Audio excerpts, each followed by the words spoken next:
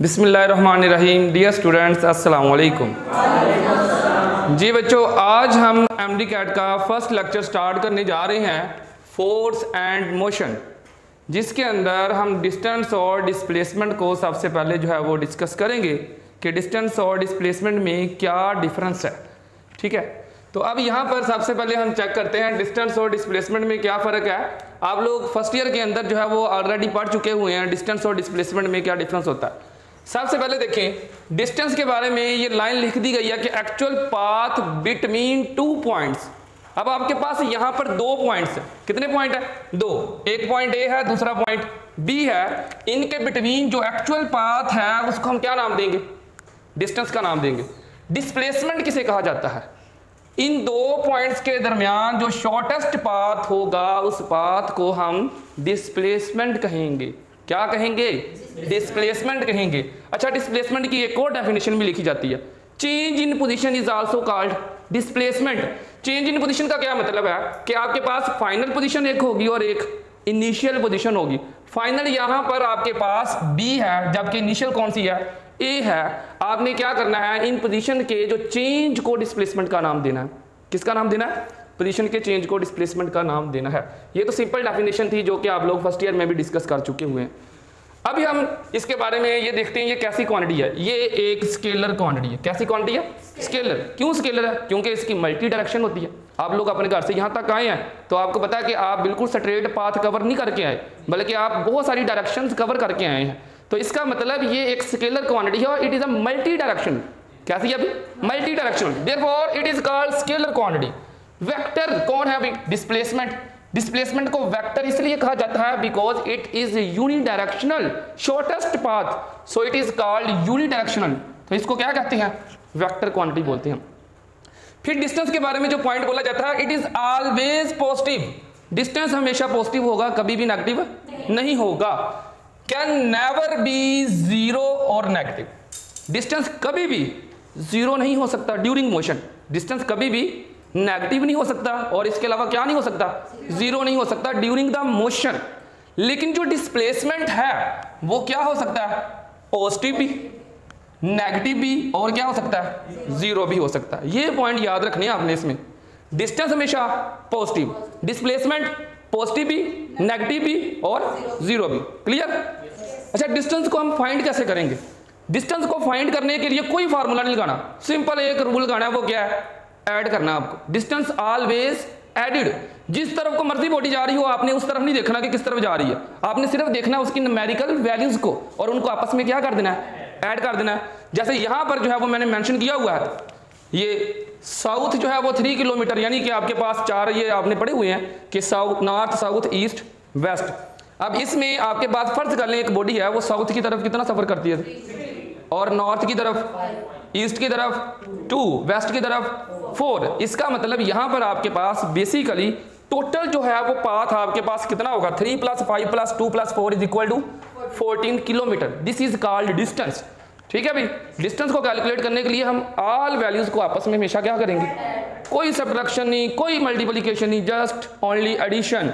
Okay हो गया? यहां तक ओके है। इसके बाद हम बात करते हैं डिस्प्लेसमेंट के लिए। डिस्प्लेसमेंट के लिए जो हम मेथड यूज करते हैं, ये 3 मेथड है वैसे तो, ठीक है, लेकिन जो है वो आप लोगों ने पहले तो याद रखना है डिस्टेंस को ऐड कब करना है। अगर आपके पास दो वैल्यूज आपस में क्या हो? पैरेलल हो। क्या हो? पैरेलल। तब आपने क्या करना है? इनको आपस में ऐड अप कर देना। ठीक है भाई, अब देखिए 3 किलोमीटर एक ऑब्जेक्ट जा रहा है और दूसरा उसने कितना सफर तय किया? 4 किलोमीटर। दोनों की दोनों डायरेक्शंस क्या है? तो इनको आपस में क्या कर देंगे? तो ये कितना आ जाएगा? डिस्प्लेसमेंट।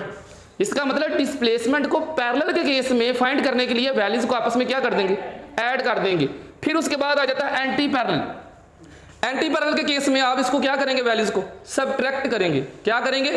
अब आपके पास 6 किलोमीटर नॉर्थ है, जबकि 3 किलोमीटर किस तरफ है? साउथ की तरफ जा रहा है। तो इसका डिस्प्लेसमेंट क्या होगा? 6 - 3 = 3। अब यहां से क्वेश्चन बन सकता है, सर डायरेक्शन किस तरफ होगी डिस्प्लेसमेंट की? तो किस तरफ होगी आप लोग बताएं? जिस तरफ मैग्नीट्यूड ज्यादा होगी। मैग्नीट्यूड ज्यादा किस तरफ है? नॉर्थ की तरफ। तो डायरेक्शन किस तरफ होगी? नॉर्थ की तरफ। डिस्प्लेसमेंट की डायरेक्शन किस तरफ होगी?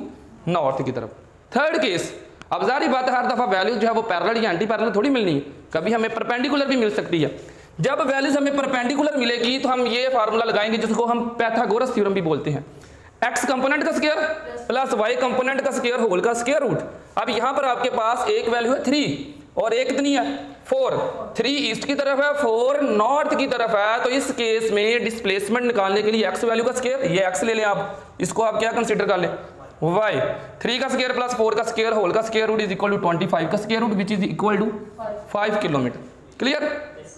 अच्छा भी इसमें डायरेक्शन कैसे निकालेंगे? इसमें डायरेक्शन जो है वो उसकी दोनों तरफ होगी, नॉर्थ ईस्ट होगी डायरेक्शन। क्या होगी? नॉर्थ ईस्ट डायरेक्शन होगी इसकी। यहां तक ओके है? किसी बच्चे ने कोई क्वेश्चन करना है यहां तक? ओके मतलब दोनों की तरफ आएगी ना डायरेक्शन, सारी बात है। ठीक है, नॉर्थ टू ईस्ट। ठीक है। अच्छा अभी इसमें आपके पास in case of anti parallel, in case of anti parallel, perpendicular के केस में तो दोनों कंपोनेंट आ रहे हैं ना, तो वो नॉर्थ भी आएगा उसमें इंक्लूड होगा और ईस्ट भी इंक्लूड होगा, जैसे एक्स वाई आ जाएगा। ठीक है। अच्छा अभी इसके बाद कुछ इसके फीचर्स कह लें या कुछ इसकी कंडीशंस कह लें कि डिस्टेंस और डिस्प्लेसमेंट में हमें ह्यूज डिफरेंस क्रिएट करने के लिए इन पॉइंट्स को समझना बहुत ज़रूरी है। अगर आप इन पॉइंट्स को समझ लेंगे तो आपके लिए डिस्टेंस और डिस्प्लेसमेंट को फाइंड करना इंतहाई आसान हो जाएगा। पहली कंडीशन, क्या ऐसा पॉसिबल है डिस्टेंस भी जीरो हो और डिस्प्लेसमेंट भी जीरो हो? क्यों भाई, ऐसा पॉसिबल है डिस्टेंस भी जीरो हो डिस्प्लेसमेंट भी? कब? इफ बॉडी एट रेस्ट, सिर्फ रेस्ट की हालत में है। क्या ऐसा पॉसिबल है कि डिस्टेंस जीरो हो और डिस्प्लेसमेंट जीरो ना हो? शाबाश, आप बताएं जरा, क्या ऐसा पॉसिबल है डिस्टेंस जीरो हो? Distance can never be zero during motion. सिर्फ एक शर्त पे था, वो क्या था? बॉडी रेस्ट पे हो। लेकिन अगर आपके पास डिस्टेंस जीरो आ जाता है और डिस्प्लेसमेंट जीरो ना हो, ऐसा कभी पॉसिबल ही नहीं हो सकता। ऐसा कभी, क्योंकि डिस्टेंस को कैलकुलेट करने के लिए हमें हर स्टेप को काउंट करना पड़ता है। तो फिर आप कैसे ड्यूरिंग मोशन कह सकते हैं डिस्टेंस जीरो हो गया? तो इसका मतलब इट इज इम्पॉसिबल कंडीशन। ये कौन सी कंडीशन होगी? Impossible condition, not possible. अच्छा ऐसा पॉसिबल है कि डिस्टेंस जीरो ना हो लेकिन डिस्प्लेसमेंट क्या हो? इसके लिए आप क्या करेंगे? फॉर एनी क्लोज पाथ, आप कोई भी क्लोज पाथ ले लेते हैं, आप कोई भी क्लोज पाथ की कंडीशन ये होती है कि उसकी इनिशियल पोजीशन और फाइनल पोजीशन दोनों की दोनों क्या होती हैं? सेम होती हैं। ठीक है। तो इसका मतलब फॉर एनी क्लोज पाथ, या अगर आपके पास इन केस ऑफ वाइब्रेशन आ जाता है तो कंप्लीट वाइब्रेशन होनी चाहिए। बेशक वो एक वाइब्रेशन हो, बेशक वो 2 वाइब्रेशन हो, बेशक वो 3 वाइब्रेशन हो। इनकी वाइब्रेशन के केस में आपके पास जो डिस्प्लेसमेंट है क्लोज पाथ में हमेशा जीरो आएगा, डिस्टेंस कभी भी जीरो नहीं होगा। ये मैंने पहले एग्जांपल दी है क्लोज पाथ की। फर्ज कर रहे हैं एक बॉडी जो है वो ए से किस तरफ जा रही है? ए से बी जा रही, फिर बी से, फिर सी से। देखिए इनिशियल और फाइनल पोजीशन सेम होगी, इसका डिस्प्लेसमेंट क्या आएगा? तो इसका मतलब इसका डिस्प्लेसमेंट हो गया जीरो। डिस्टेंस कितना आएगा? डिस्टेंस कैलकुलेट करने के लिए इनको सिंपली क्या कर देना? ऐड कर देना। 3 + 4 + 5 इज इक्वल टू 12 किलोमीटर। कितना? 12 किलोमीटर। ओके। अच्छा अभी वन वाइब्रेशन के केस में क्या होगा? ये है आपके पास मीन पोजीशन, ये है एक्सट्रीम पोजीशन और ये भी एक्सट्रीम पोजीशन। अगर आपके पास कोई भी ऑब्जेक्ट मीन पोजीशन से जाता है एक्सट्रीम की तरफ, फिर एक्सट्रीम से मीन, फिर मीन से एक्सट्रीम और फिर कहां पे आता है? दोबारा फिर मीन पे, यानी कि 4 हिस्सों के ऊपर ये एक वाइब्रेशन कंप्लीट होती है। क्लियर। अब बताएं इसमें बॉडी दोबारा अपनी इनिशियल पोजीशन पर वापस आ गया कि नहीं है? तो इसका डिस्प्लेसमेंट क्या होगा? जीरो होगा। डिस्प्लेसमेंट तो हो गया जीरो। डिस्टेंस कितना होगा? 4a होगा, क्योंकि इनको ऐड करेंगे 1 2 3 4, तो ये 4a कंप्लीट हो गया। आप देख सकते हैं यहाँ पर भी डिस्टेंस जीरो नहीं है लेकिन डिस्प्लेसमेंट क्या है? जीरो। सर्कल के केस में आ जाए, एक कंप्लीट सर्कल में आपने क्या किया? आप ए पॉइंट से चले, आप दोबारा घूम के कहाँ पे आ गए? ए पे आ गए। फिर आपकी इनिशियल और फाइनल पोजीशन क्या है? सेम है। फिर क्या सेम है? फाइनल और इनिशियल पोजीशन। डिस्प्लेसमेंट क्या? डिस्प्लेसमेंट तो हो गया जीरो, बट डिस्टेंस 2πr, क्योंकि जो आपका सर्कल होता है ना पूरा का पूरा, इसकी जो बाउंड्री होती है इसको सर्कमफेरेंस बोलते हैं। क्या बोलते हैं? और इस सर्कमफेरेंस को आप लोग क्या मेंशन कर रहे हैं? डिस्टेंस। क्लियर। डिस्टेंस 2πr आ गया और डिस्प्लेसमेंट जीरो आ चुका है। अब इसके बाद नेक्स्ट आ जाता है कि आपने डिस्टेंस और डिस्प्लेसमेंट की रेशियो बतानी है। स्ट्रेट पाथ में किसके इक्वल होगी? जब भी आपके पास स्ट्रेट पाथ आ जाए, जब भी आपके पास कौन सा पाथ आ जाए? स्ट्रेट पाथ, तो उस वक्त ये बात याद रख लेनी है कि डिस्टेंस और डिस्प्लेसमेंट हमेशा आपस में क्या होते हैं? इक्वल, यानी उनकी जो मैग्नीट्यूड होती है वो आपस में क्या होती है? इक्वल होती है। तो जी डायरेक्शन तो आप डिस्टेंस की ले ही नहीं ना सकते, डायरेक्शन का तो कंपैरिजन ही नहीं कर सकते, ठीक है। यहाँ पर जस्ट मैग्नीट्यूड इनकी इक्वल होती है स्ट्रेट पाथ में। हाँ, एक और चीज याद रख लें, यहाँ से एक और बड़ा कंसेप्ट मिलता है कि distance is equal to displacement. इसका मतलब all vectors are treated as a scalar in case of straight path. किस पाथ में? यहाँ पर डिस्प्लेसमेंट कैसी क्वांटिटी है? वेक्टर। डिस्टेंस कैसी है? तो इसका मतलब ऑल वेक्टर्स को हम स्केलर की तरह ट्रीट कर सकते हैं ना स्ट्रेट पाथ में, ठीक है। अच्छा आप बताएं, एस और डी अगर दोनों आपस में बराबर हो तो उसकी रेशो किसके बराबर आएगी? 1 के बराबर आएगी, जाहिर बात है। दूसरा केस एस ओवर डी यानी डिस्टेंस ओवर डिस्प्लेसमेंट। अच्छा यहाँ पर ये मत दिमाग में बात बिठा लेनी है कि हमेशा डिस्टेंस को ऐसे ही रिप्रेजेंट करते हैं, डी से भी कर सकते हैं, कोई इशू नहीं है। वो सिर्फ आपको डिफरेंट करवाने के लिए ताकि आपको पता हो डिस्टेंस क्या है और डिस्प्लेसमेंट क्या।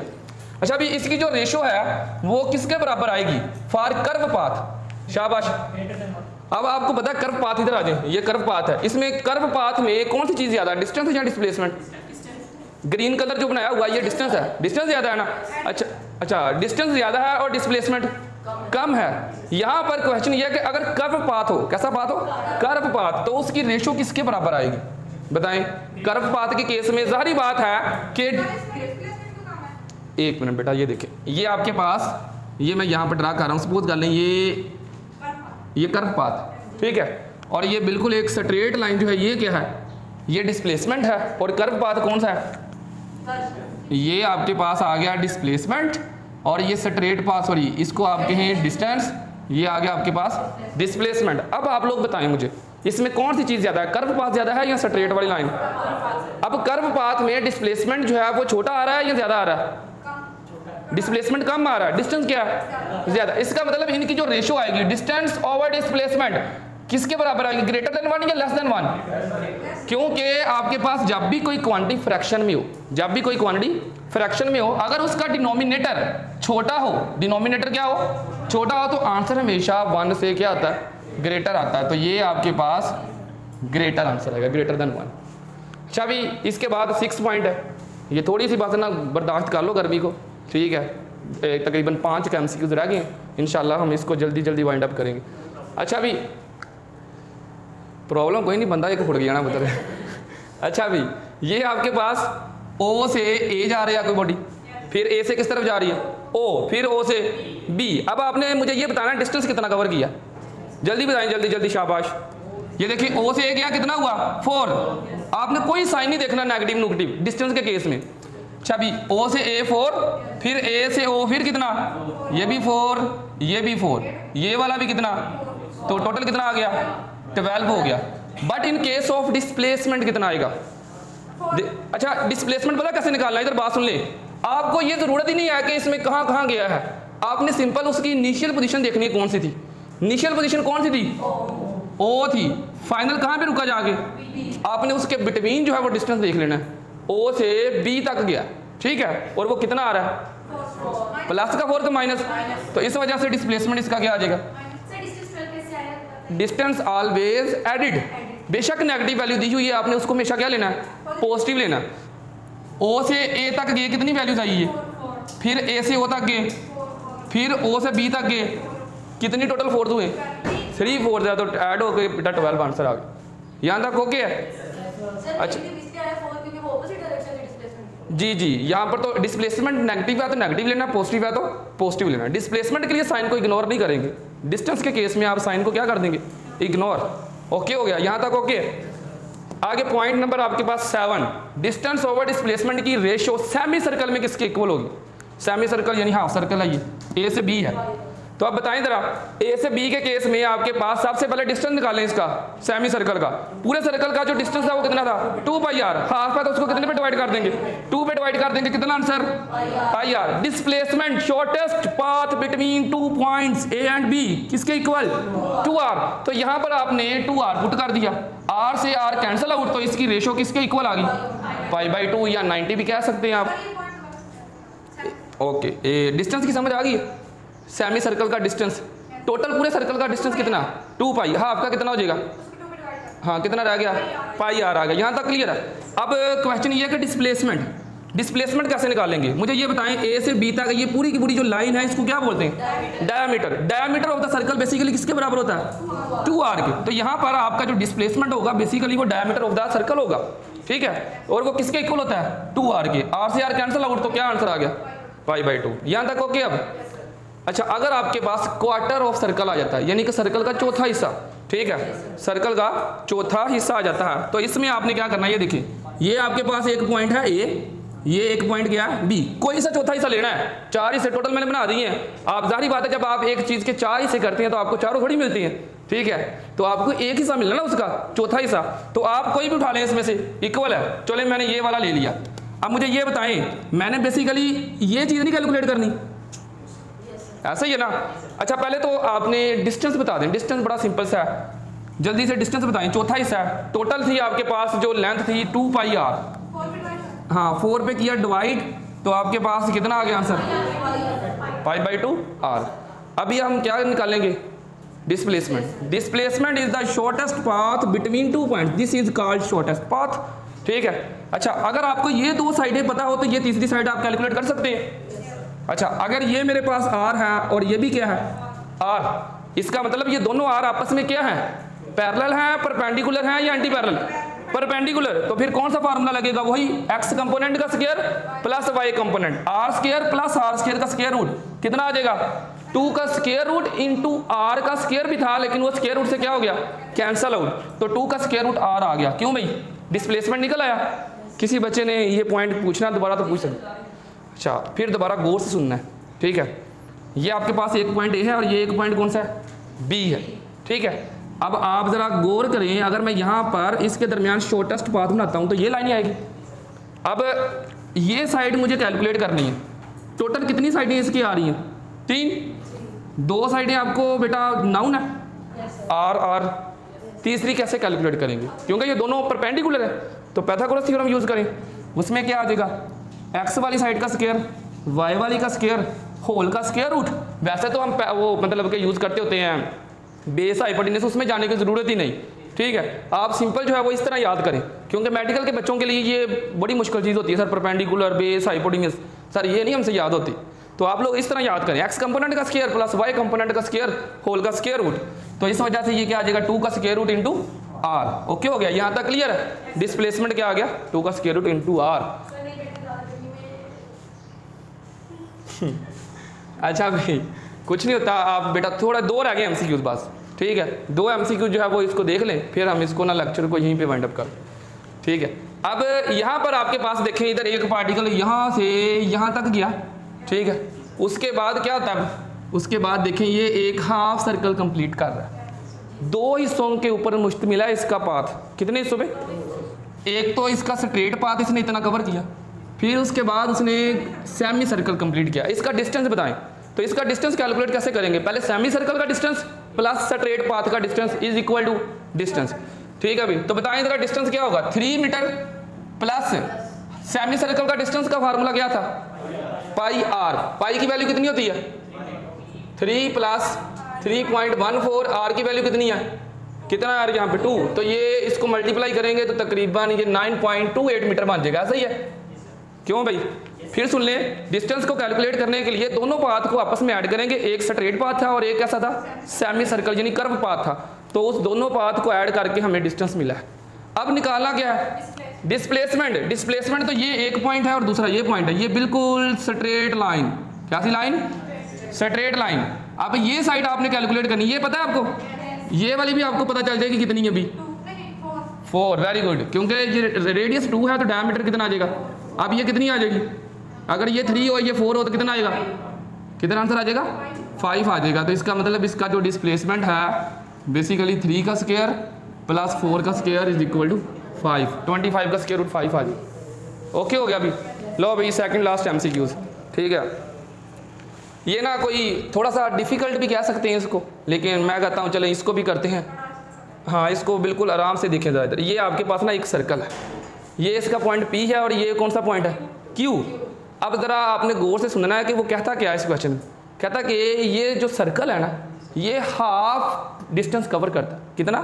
हाफ चक्कर कंप्लीट करता है अपना। कितना चक्कर कंप्लीट करता है? यानी जब ये हाफ चक्कर कंप्लीट करेगा ना तो देखें जरा क्या होगा, ये ऐसे घूमेगा इधर से, ये चीज़ घूम के दोबारा इंटरचेंज हो जाएगी, क्यू पॉइंट ऊपर चला जाएगा, पी नीचे आ जाए। ऐसे ही है, क्यों भाई यहाँ तक ओके है। मतलब आप एक सर्कुलर पाथ लें, उसका आधा चक्कर कंप्लीट कराएं, जब आधा चक्कर कंप्लीट करवाएंगे ये क्यू पॉइंट ऊपर चला जाएगा और पी नीचे आ जाएगा।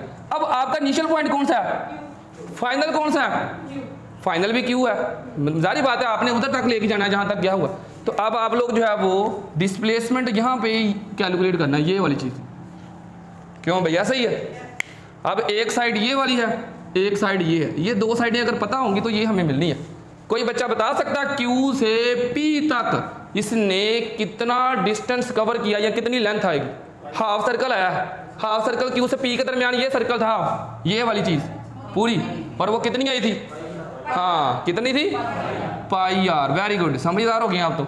अच्छा अभी ये पी से क्यू तक जो लाइन है बेसिकली इस सर्कल की क्या है, नहीं हाँ, तो ये कितना है 2r। बताएं फिर डिस्प्लेसमेंट इसका क्या आएगा, क्यों भाई, हाँ वेरी गुड भाई, आप लोग तो समझदार हो गए मेरे बच्चे। ओके वेरी गुड, ठीक है भाई यहाँ तक ओके, ठीक है। अच्छा अभी अब लास्ट एमसीक्यूज देखें। एक पार्टिकल जो है वो पी से क्यू तक जा रहा है, कहाँ से जा रहा है, और उसके जो पॉइंट है वो एक वैल्यू दी हुई है 4 -3, दूसरे की क्या दी हुई है -2 एंड 5। आपने डिस्प्लेसमेंट की मैग्नीट्यूड कैलकुलेट करनी है। तो पहला तो काम ये करना है, अगर इस तरह का केस आ जाए तो आपने वैल्यूज़ को वेक्टर फॉर्म में कन्वर्ट करना है। किस फॉर्म में, वेक्टर फॉर्म क्या आएगी इसकी, 4i -3j, फिर इसकी क्या आएगी -2i + 5j। इसको मैं इनिशियल पोजीशन रख लेता हूँ और इसको फाइनल। तो डिस्प्लेसमेंट क्या होता है, फाइनल पोजीशन माइनस फाइनल की वैल्यू पुट की -2i + 5j, फिर माइनस साइन आ गया 4i -3j। जब आप अंदर माइनस को अप्लाई करेंगे तो आपको पता है ये साइन पॉजिटिव हो जाएगा। आई वाले को आई वाले में एडअप करना है या सब्ट्रैक्ट करना, और जे वाले को जे वाले में। तो ये आ गया आंसर भाई -2i -4i -6i + 5j + 3j, कितना हो गया 8j प्लस है ना दोनों। अच्छा अभी अब इसकी मैग्नीट्यूड निकालें, वो आपको पता ही है, आई वाले कंपोनेंट का स्क्वायर प्लस जे वाले कंपोनेंट का स्क्वायर। तो आई के साथ कौन है -6 का जो स्क्वायर है वो हमेशा क्या आना है, पॉजिटिव में 36 आएगा, 36 + 64 100 का स्क्वायर रूट 10। लो अभी बेटा ये आपका जो है वो फर्स्ट लेक्चर जो है वो कंप्लीट हो चुका है इंशाल्लाह जी।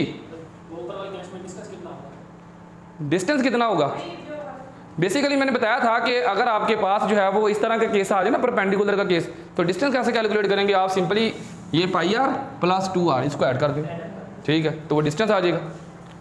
ठीक है, उसके लिए तो आपको शॉर्टेस्ट नहीं निकालना, उसके लिए आपको लॉन्गेस्ट पाथ लेना है, ये वाला q से p + p से q, लो तो वो निकल आएगा आपको। ठीक है, ओके बेटा आज के लिए इतना ही।